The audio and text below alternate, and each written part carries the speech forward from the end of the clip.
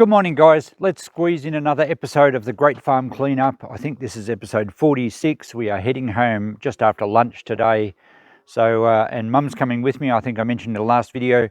So we're going to walk around and just do a little bit of an update on some of the areas and what I'll be focusing on down the track a little bit. We might wander through the farmhouse before we finish up this episode. I have tidied up under the silo and I've got a few more things into the van behind me, which is pretty well packed. For those of you just stumbling across this series, go back and have a look at it. This is the farm I grew up on, and Mum and Dad had been here 61 years.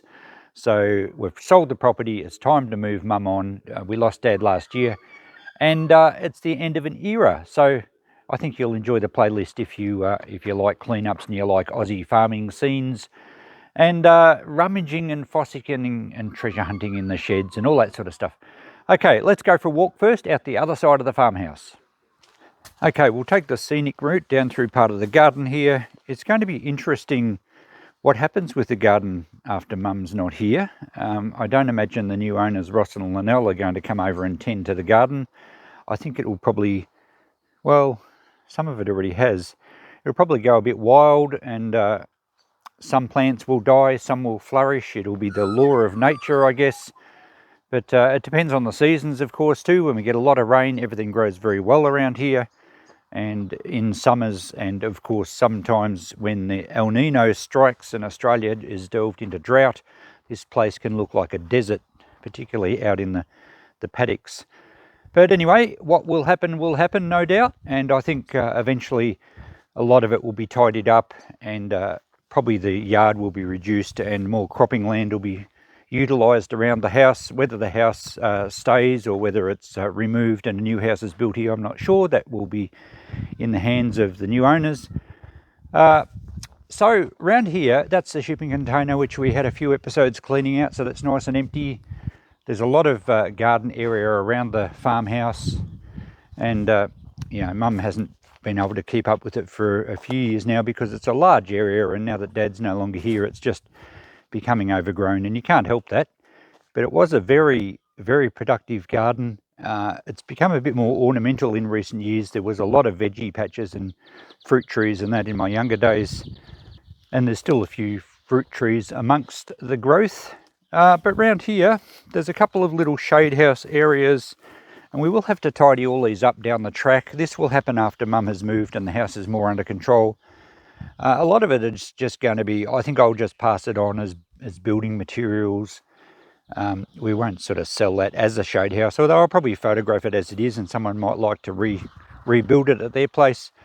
There's a bit of galvanised iron around the place which was used as garden fencing. More steel posts. Well, we've been able to sell the steel posts pretty well. This little shade house, I think I featured in an episode quite a while ago, has been made out of a truck cattle crate. So, and Mum has had a lot of plants in here. I think she's been getting some out to take with her.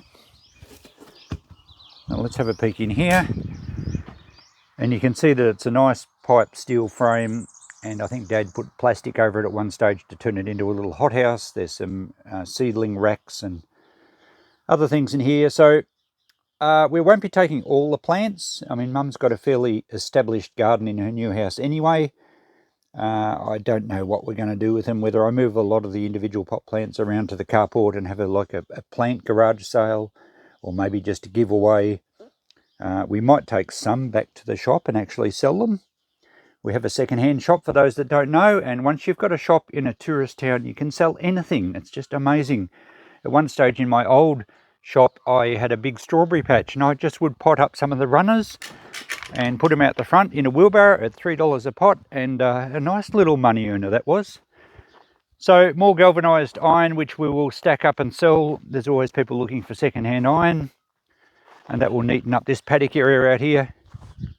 The old wagon here, well, I talked about this in an earlier episode as well, and my uncle and auntie in South Australia were going to take it across as a feature on their property, which would have been great, but the transport costs are rather prohibitive, and also given that they're on fairly hilly country, there wasn't really a place available for something this large other than around the sort of the back, and there's not much point having a nice historic display on your property when it's hidden behind trees and sheds and no one can actually see it. The other options I had was, I reckon I would sell each of these wheels for around about $500. They are quite popular and they're very hard to get, the big old wheels. They've obviously some timber rot, but have a look at how thick this steel tyre is. I think they would still stay together as a wheel for many more years. But it's a huge effort to try and take the wheels off it. I would have to get Ross over here with his loader and a chain and try and winch it up, or like lift it up and then somehow remove the wheels from the axles. I don't know how that would go. I seriously haven't got the time, and my shoulders don't have the strength they used to, and my back aches just looking at it. So what I thought I might do is take some photographs. I might even do a few this morning now that the light's pretty good. And I might try and list it for sale. Maybe I'll run it through eBay as it is and see if we can actually sell it. Maybe put $1,500 on it, start it as an auction, see what happens. Obviously the framework's very rotten and broken up and everything, but it makes a fantastic display. And as I said, I think there's $2,000 worth of wheels there. So probably my first step, I might take some photos here while it's sitting here, but I think in a future visit, I might get the Fergie tractor and see if we can tow it very slowly and very carefully around to the main farmyard, where if we do sell it, it can be more easily loaded. The trouble is out here on the edge of the paddock here, if we do have a wet week and someone has bought it, they're never going to get a truck in here. It's going to get very boggy. And the other thing about towing it around to the yard is that people are going to ask me, can it be towed, or at least can it be loaded onto a car trailer or a low loader or something? And I'm going to need to be able to answer them and say, yes, it will roll without falling apart. So I think I'll have to do that test myself. No doubt we'll film that, but at this stage, I'll do a few photos now. Oh, perhaps not. It needs a bit of a tidy up with all that wire on top. I'll do some photos in a future video. We'll probably run it through eBay as an auction and see what happens. And we'll then try and drag it round to the house yard, hopefully to find a new home. Okay, as for the rest of the area out here, well, we've got a spot where we're going to have a bonfire in a couple of visits when the fire restrictions are lifted. There's some old gates. I think the gates all stay with the property. I don't think I need that gate over there. There are the inner springs from mattresses that I did deconstruct and burn some of them a while back. So we'll get those frames out to the transfer station at some stage. So a bit of tidying up to do out here, but not too much. There are some 44-gallon drums over there with tops out of them, and I don't think they have bottoms either. I do have a guy that will take all of those. He uses them as tree guards. There's some more car tyres in here. They're just everywhere. So we've got to, obviously, that stack over in the yard is going to keep building once we tidy those up. Let's head back to the farmhouse. There's a little area I'd like to try and tidy up before we go today. There was a barbecue there which I dragged out yesterday, and there's just some potting stuff and a few boxes and other bits and pieces. So we can use that milk crate for sure. So I'll tidy this up. There's some hoses from the garden which Mum will need some at her place, and whatever we don't need we can probably sell, and a little bit of stuff up the other end. So we'll tidy this area up this morning because that was on my list, and I think maybe squeeze a few more boxes in the van before we think about departing. Okay, a quick check-in on this area. We've got it pretty neat and clean, so I'm happy to get this done. Just a few more things up the end there that I'll deal with next time. So it's another little segment all organised. So all we're up to now is just a few last things in the van. It's nearly lunchtime. We're just about ready to head off. We've got a full tank of fuel. We've certainly got a full van, so that was a successful mission. There's some hoses and things that I've dragged out of the garden that are no longer needed. I think that's quite a good one. I might take that back to our place at some stage, but they can stay there this time.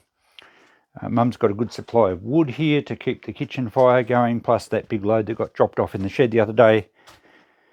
And the garden is, yeah, it's fairly neat, but as I said earlier, it's going to be interesting to see what happens to it when it's left unchecked.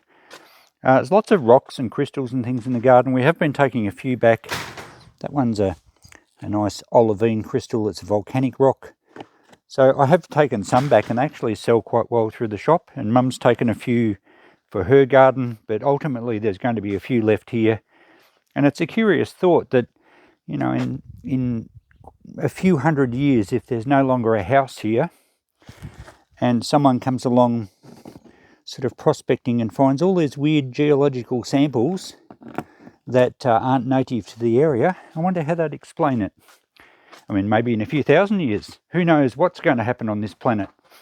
All right, well, pretty happy with our adventures this week. I've actually just closed the shed up in here and turned lights off, but I did get a bit more cleaned up in this corner here. So we'll continue the workshop next time we're home. This little hospital cabinet has sold, so that will be sitting here until next time I'm home. We just got $20 for that, but I was happy with that. And as for the van, well, she's pretty chockers. I do have to call in on a mate on the way home. He's about halfway from here to home, and he has a few things for me, so hopefully we can find a space in the van. And I've even packed some pot plants for Mum there, so we've got our own little mobile garden. Now these are ox tongue, I believe, and they grow from bulbs, and I think they're quite a scarce plant, or at least they used to bring a bit at nurseries. So Mum has dug a few up and put them in pots to take over home. I don't think she wants them all at her place, but we may as well try and sell them. I'll show you what they look like when they're flowering. Here's some others in tubs that have flowered, and they're obviously past their prime now, but they're quite an attractive plant, and I think the leaves kind of bush up and make quite a nice little garden plant. So we'll probably take those back at some stage, just a few at a time when I've got room. And if, as I said, if no one wants them, we can probably sell them through the shop. So thanks for coming along again, guys. Another episode, another trip finished, and I'll bring you along next time. It's going to be around about 3 weeks, I think, and we'll continue in the workshop. We'll continue in the house.